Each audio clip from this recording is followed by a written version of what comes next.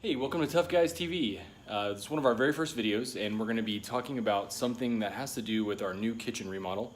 It's something that we've been working on for a little while, and the remodel has been really fun and really stressful, but we have some cool ideas to make it really great space. And one of those was to build a custom hood vent, not the traditional way that you would think of it, you know, just kind of a metal or steel unit that's above your stove. We wanted to do something a little bit more creative and a little bit one-off. So we're gonna kind of walk you guys through what we decided to do and how we're gonna do it, and see if we can show you how we saved money, and hopefully it looks great when we're all said and done. Sorry for the fresh, glistening look. It is summer in Texas, and I'm gonna be sweaty. So basically the idea was to buy a type of hood vent that mounts underneath a upper cabinet. Something very inexpensive. I think this thing was like 130 bucks from Lowe's. Good brand, good reviews, and most importantly, we needed something with the controls that are on the bottom side of the unit and not along the face, because we're going to be covering it with a frame. So let me show you what the unit looks like out of the box. So here's that Broan unit out of the box. Probably saying that name wrong, but whatever. It's face down right now. I'm going to flip it over here in a second. I just wanted you to see the top. It's designed to be vented if you wanted to vent it, or it's also ventless. You can use carbon filters on the inside, which is the way we're going to do it. We're not going to mess with putting a vent through the roof. Let me flip this thing over for you guys. So here's the unit flipped over. As you can see, still some packing tape over the lights and holding the grill grate in here. And for the most part, it's just hollow on the inside, and you can see where it's designed to be hooked onto the bottom of that upper cabinet here and here. And then inside of this little guy right here, which I can remove that screw to show y'all, it's actually where they house the electrical wiring, and this one's designed to be a direct wire, so it's a little different than just say plugging it in. But yeah, I actually like it in this case because we actually have to add new electrical for the way we're installing it. And let me see if I can get this thing through here. You can see inside of there you've got your ground, and then you've got your hot and neutral there to hook up. So that's pretty straightforward. I already had punched the hole through there, so I'll have access to that. And again, this unit is upside down. These controls would be on the bottom, and this is the way it would be mounting to a traditional cabinet, which, like I said, we're gonna mount it to the wall, and then we're gonna build a frame around it. So just to show you a rough idea of how I started. So basically, I do a couple sketches generally. This is the rough size of the unit itself, 29 7/8 by 19 7/8. That's the size of the actual hood vent itself. In order to build the frame the way I want to, I need to add 3 inches to the top and the bottom to account for the width of the 2x4s on each side. My plan is to use some spacers in here, add a layer of 2x2s around the top to create a 9.5 inch face, and that is kind of something you guys will see later on how I want to make it look. And this is a really rough sketch of, basically you'd have some recovered wood slats, a couple of trim layers, and then this thing will taper up to the ceiling as if it were a hood vent. So let me make some cuts, and then I'll show you guys how this kind of looks rough assembled without being attached. All right, so we've got our cuts done, our initial cuts here. And what I'll do now is I'll bring these over here to the table, and I'll kind of... All right, so the goal with the next part is to show you guys how it would look once I assemble the frame onto the unit, but not putting nails and screws in it yet. I just want you to get a feel for the way it would go together.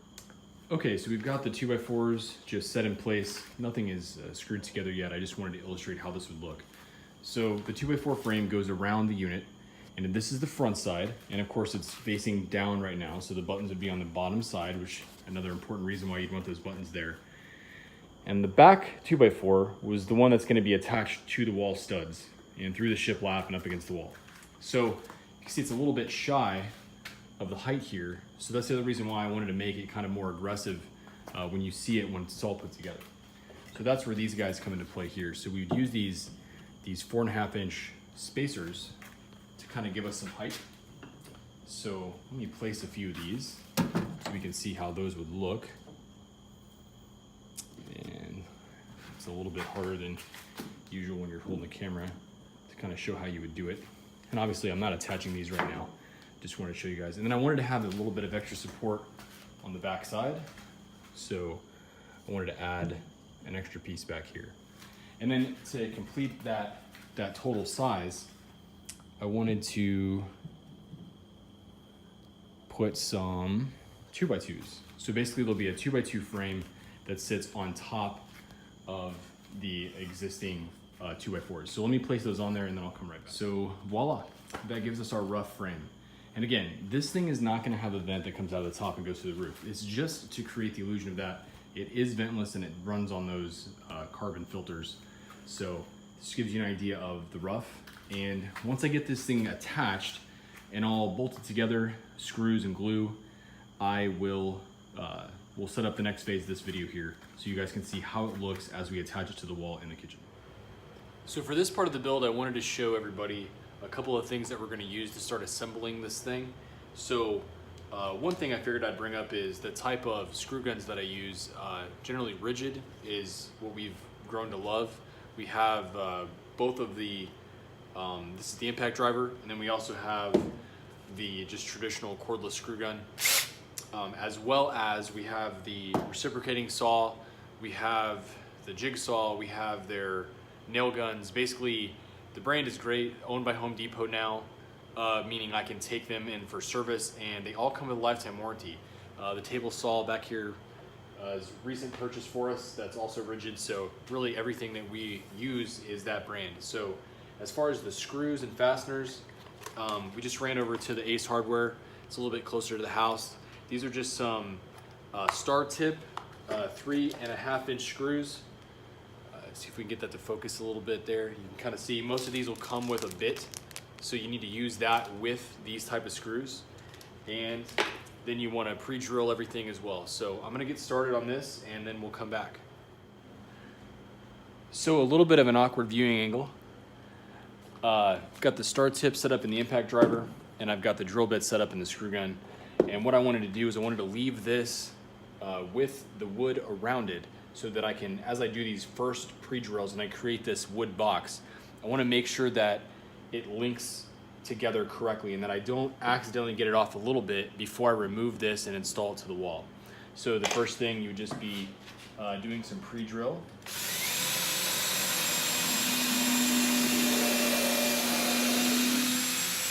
And some people might chew me up on here and say, hey, you know, use clamps. It's not as necessary in this stage in the game, so I think we're going to be okay.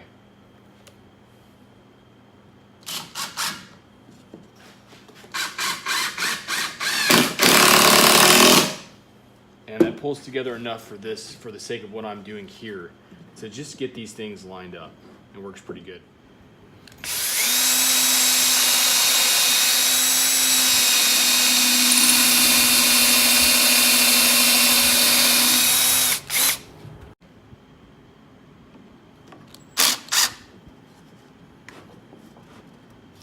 Lined up. Now I went ahead and flipped this thing around to the back side, and I did go ahead and add a clamp just to hold this thing a little bit more steady. I was getting some lift on this 2x4 here, so I went ahead and clamped across, and it was kind of a weird angle, but I wanted to kind of get another shot of it here for you guys.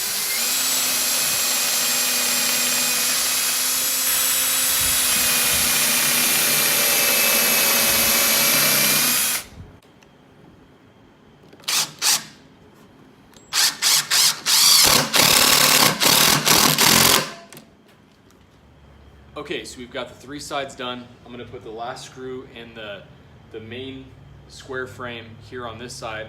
I've got my clamp on the other side, it's still kind of keeping it steady. And once we get this in, then we'll be able to start assembling the upper sections of this thing. So go ahead and put one more pilot hole.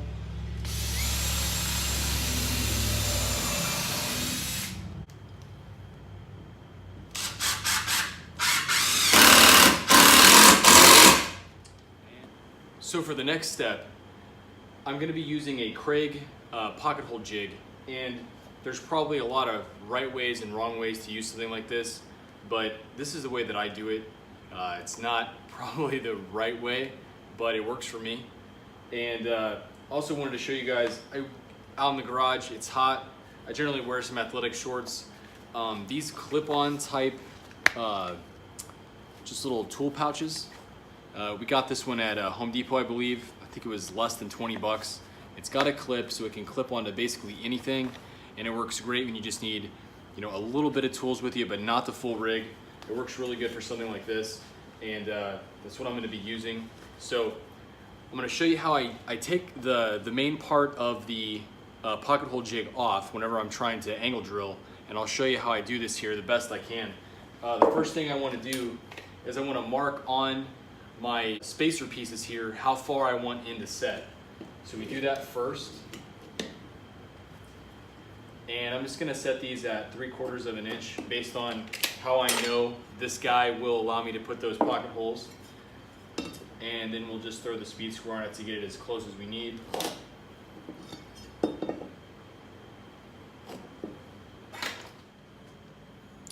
Okay, so here's where we get into a conversation of what's right and what's wrong for this type of tool.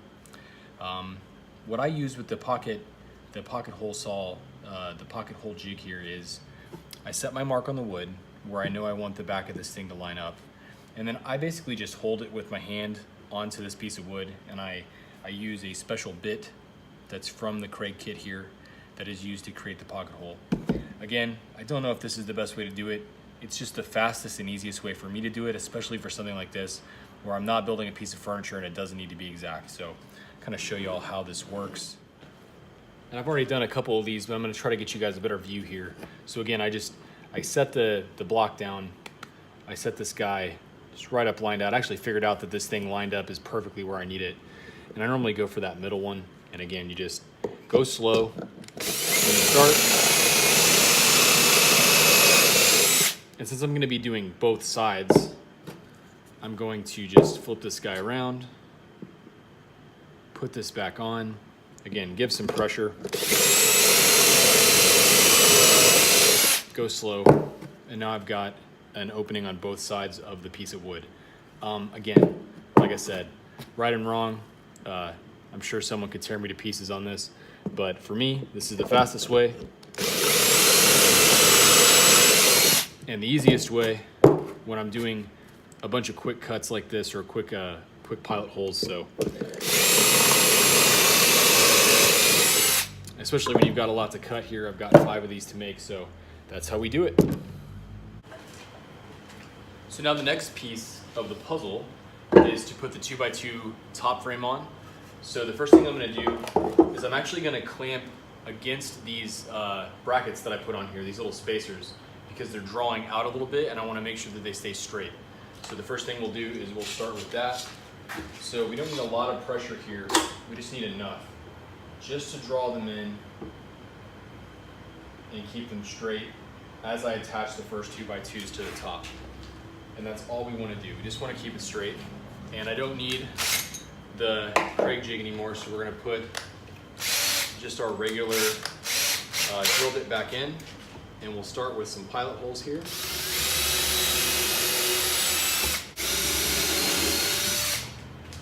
And we've already got our impact driver ready as well.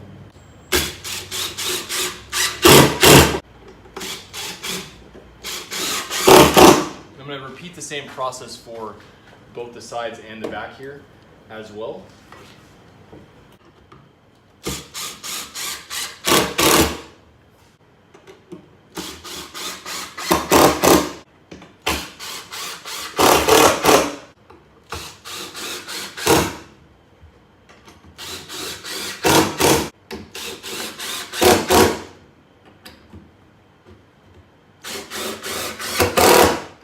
We've got our base frame done.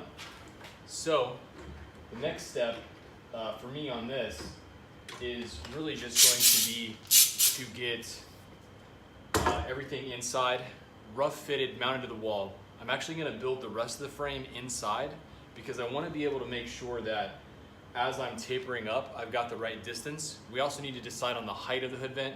As of today, we're not really sure on that, so we're making progress. So back to the next chapter here as soon as we can get this thing inside and mount it to the wall.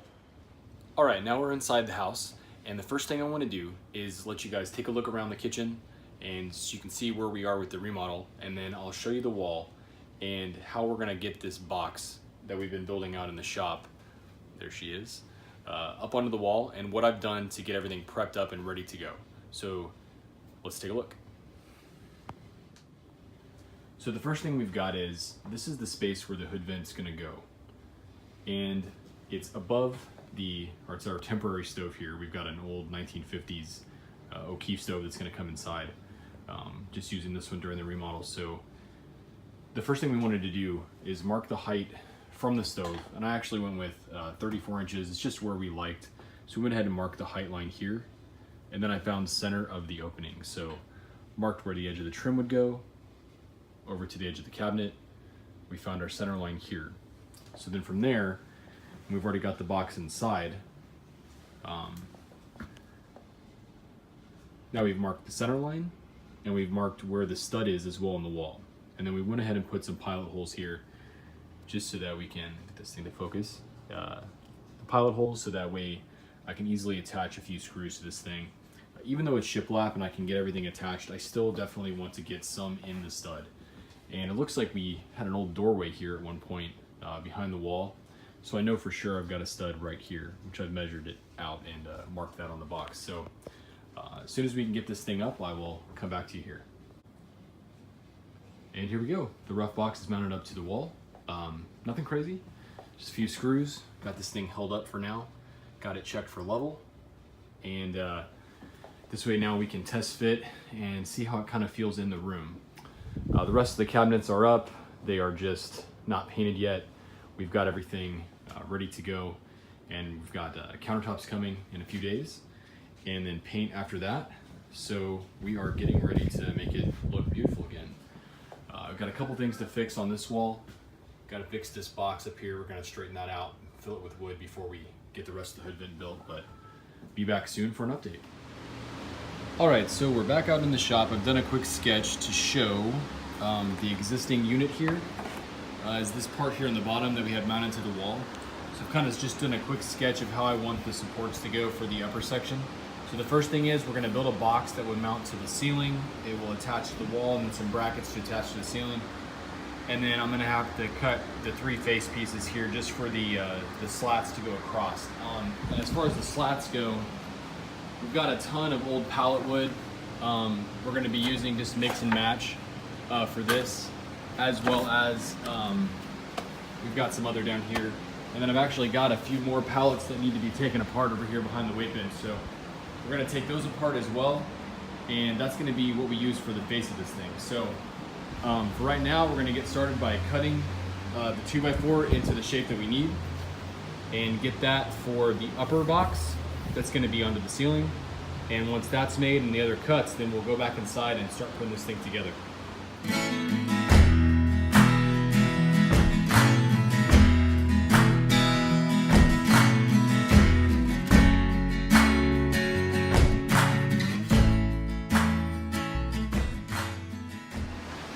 Without any assembling final, this is what we were looking for.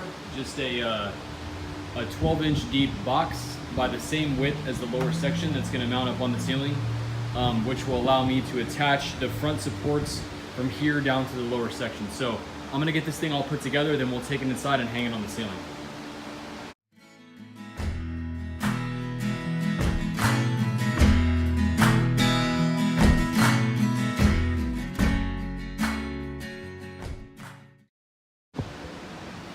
All right, so we've got the box put together.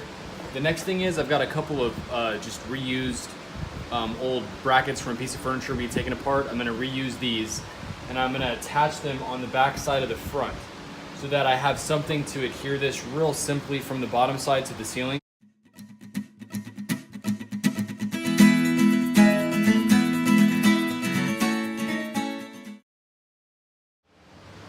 Okay, so the last thing is we went ahead and pre-drilled the holes for the back side of the unit that's gonna go up against the wall. Got kind of a tight quarters here.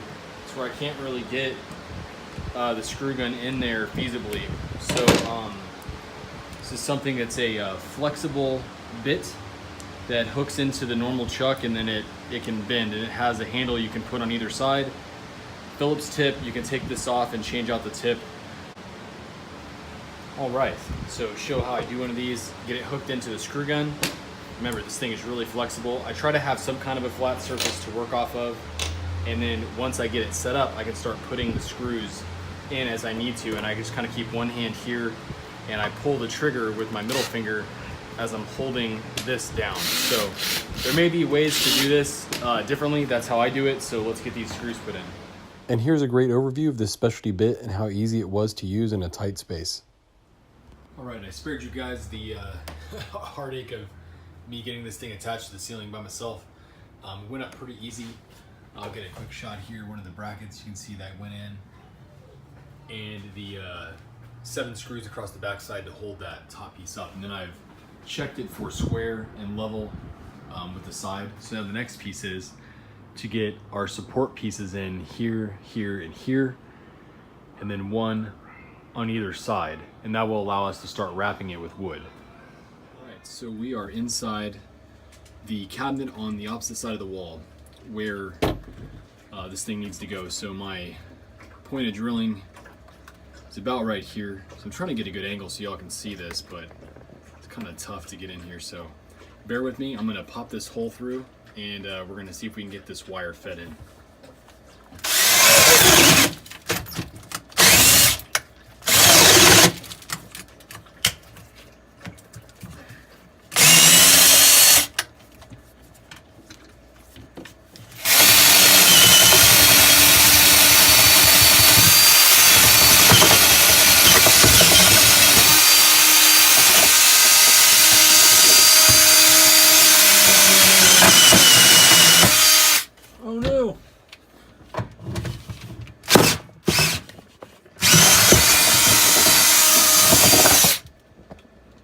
Okay, we can see daylight. Look at there. We made it. All right, now we're back on the other side of the wall, and we're gonna get the electrical opened up for this side of the hood vent and expose that wiring harness that's in here. So this piece just kind of set to the side. Save that for putting back, don't lose the screw. And up here you'll see we've got a grounding screw and we've got our hot and our neutral, which we can feed up through here or vice versa inside with the new cord. So we've got a new cord prepped and ready to go. We'll get this hooked in and run it through our holes and get everything hooked up and test this thing out and make sure it works electrically before we get everything hooked in around the exterior. All right, so we've got the cord stripped down. I'm gonna get it hooked into this. We've got the green ground screw, and then these are the 2 wires that come from the actual unit. So everything is color coded inside of these cords, which is another advantage of using this type for making a quick connection, because everything's color coded. You can't really go wrong there. Black to black, white to white. So we're gonna get these wire netted together, and then once I can get it tested and turned on, I'll come back and show you guys that. Last tip would be if you put wire nuts on this type of system here where these are going to be hidden up inside but there's vibration, use electrical tape to wrap around after you get it done. That way you can make sure these things don't come loose, especially the neutral. Over time, it's a very common cause of something failing. So a little bit of electrical tape is enough, and it holds the wire nut on there so it can't get loose if this thing is vibrating around. Light, power's on, fan's working. The next step is to get the filters for this and build the rest of the frame, and then we can start wrapping it. Now, for the remaining supports that we need to go across the face, I'm going to use some really old 2x4s we have. We used to use them to support stuff while we were painting. I just want to use them up, and I don't want to go buy more stuff. So that's the whole point of doing this type of stuff, is to use up the product that we already have. So in order to make those front cuts though, I don't have a ton of equipment. So what I decided to do is make a cardboard template of the way the piece should look. By pulling some measurements inside, and then I'm going to place that onto each 2x4 piece, and let me just show you what that looks like. So here's the template piece that I made. For the on-center pieces, I'm going to have this be the end right here, and basically these are these old painted 2x4s. You're never going to see them because they're going to be covered anyways, but basically what this does, when I set this on here, is it shows me the cuts I need to make for all 3 pieces without having to get too crazy. Now I can just use the circular saw in combination with the miter saw or my jigsaw to make the cuts. Like I said, I am not a professional woodworker. This is just the way that I feel like it's good for me to do something like this. So I wanted to share my process, and I'm gonna go ahead and make these cuts and then get these things installed. I actually lost the video clips that showed how I cut and installed these support pieces along the front, but I did have some photos. So here's how the finished product looked. The template actually worked really well, and we were able to cut these pieces relatively easy. You know, again, not being a woodworker, I think it turned out pretty good. All right, so we've got a little bit of a rainy day, so we're gonna be marking some of this wood that's gonna go onto our hood vent, and Memphis is helping. So we've got a couple of them marked already. So put the speed square on and we'll line up to mark for all of our cuts. So that once we get all the boards that we really like cut down, then we can take those in and get them installed. So we've got, we're just using a little construction ruler to mark these really fast. You see right there on 34. And then we use this. See? Speed square, you gonna make the line? Yeah.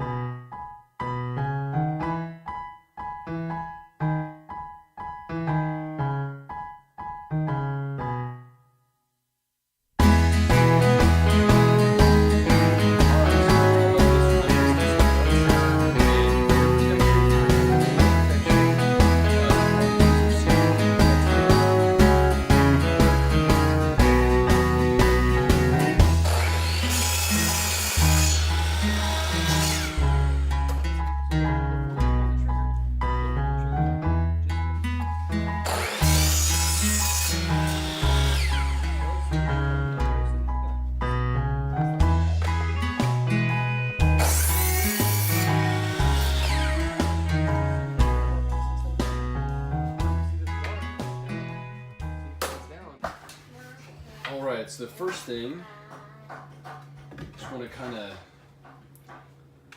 dry lay these out how we like them to look, and get a good pattern going here.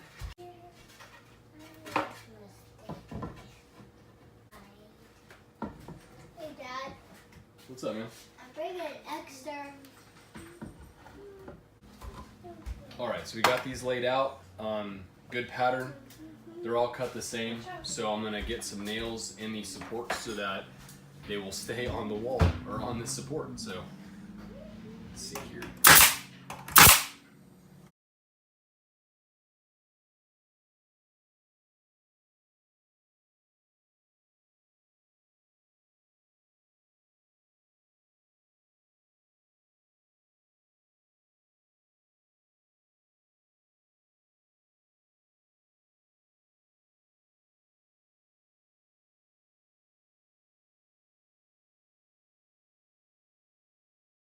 Out there and stand on the porch. Yeah, what do you think about the wood? Good. Bye. Yeah. Well, we got some of it up here on the front. It's turned out really good so far. We've left a little lip here in order to put the wood in from this way to kind of hide that. So, I need to go out there. where are you going? Dad, I'm leaving. Hey, wait for me. All right, so you can kind of see through the backside there. We got to go pick out the rest of the wood now for the sides, and then we'll start cutting those as well. All right, so our next step is our old pallet wood piles here. Me and Memphis are gonna pick out another 12 to 15 boards that we like and get those stacked up. I have a few pallets that still need to be taken apart if we were to need some extra, but I think we're gonna be okay. I wanna try to use what we've had because we've had this other wood for a really long time. So we've had the pallet wood that's out here for a couple of years. So I want to try to get this stuff used up. So we're going to start with that and see what we can figure out.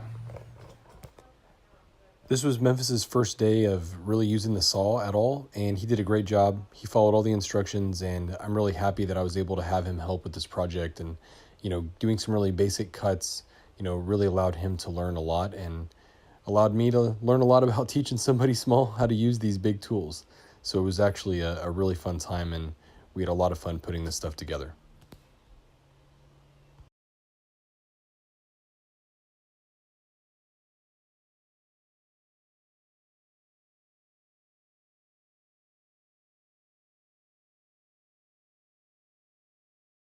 me take him in?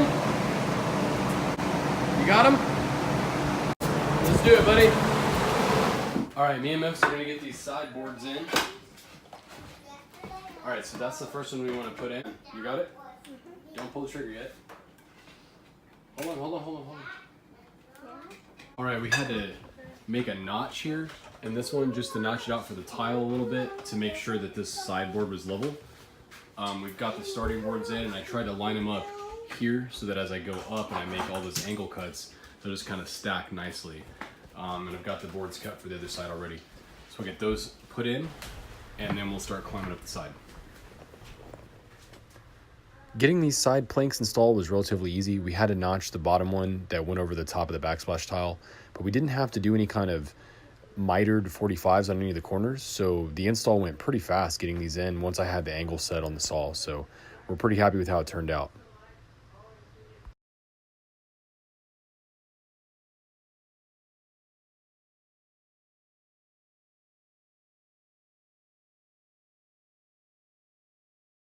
And as I mentioned, we don't have anything super fancy out here with the miter saw, but if you notice, it does mark the angle of the cuts.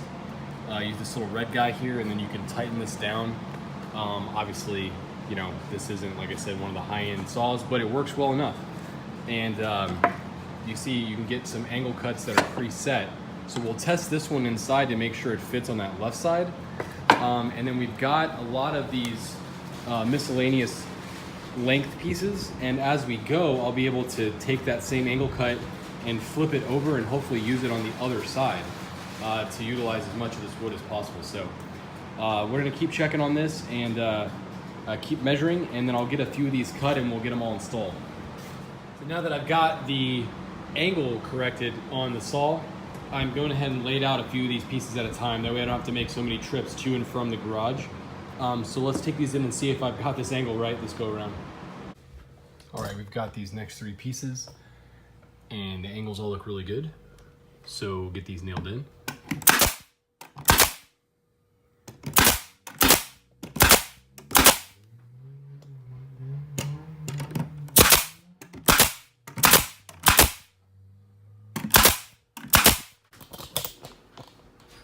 All right, so we got the hood vent done, and I'll let you guys take a closer look at it really fast. Wrap the wood around all sides, and I think it turned out really well. We wanted it to look, you know, rustic to match our kitchen, and I think it turned out really great. And again, underneath here, let me adjust this a little bit. You guys can see underneath, it's just one of those, you know, insert hood vents. So the best part is, the way we installed it, we can just take a couple of screws out, and if we ever had a problem with the unit, it can actually drop out of the bottom. So we won't have to tear anything apart or any of the work that we did to, you know, fix anything.